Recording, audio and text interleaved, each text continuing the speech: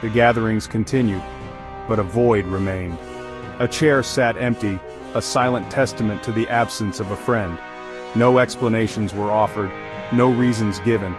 He had simply withdrawn, isolating himself within the confines of his home. Weeks turned into months, and still, he remained distant.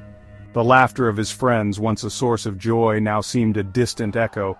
The warmth of companionship, once cherished, now felt like a fading memory. On a night when the wind howled like a mournful beast, an elder from the village made his way to the man's isolated dwelling. The fire in the hearth sputtered, casting long shadows across the room where the man sat alone. His eyes were fixed on the flames, lost in thought.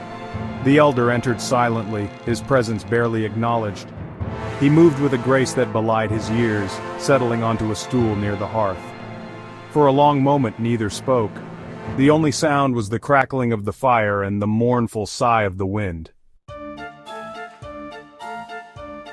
The elder carefully selected a burning coal from the fire.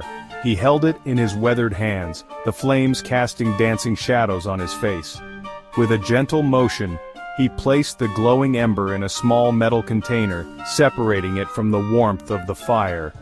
As they watched, the flame of the isolated coal began to diminish.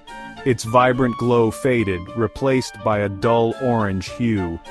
The heat that had once radiated from it dwindled until only a faint wisp of smoke remained. Without a word, the elder picked up the dying ember and placed it back onto the heart of the fire. Almost instantly, the coal reignited, its flame burning bright once more, fueled by the warmth and light of its brethren. The man's eyes followed the elder's movements, a glimmer of understanding dawning in their depths. "Thank you," he whispered, his voice thick with emotion. He finally understood.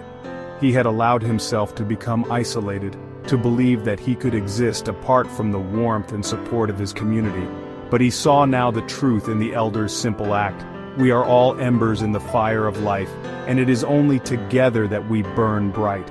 He rose to his feet, a newfound resolve in his heart. He would return to his friends, to the warmth and light of their companionship. For he knew now that the greatest gift we can offer each other is the gift of connection, of reminding one another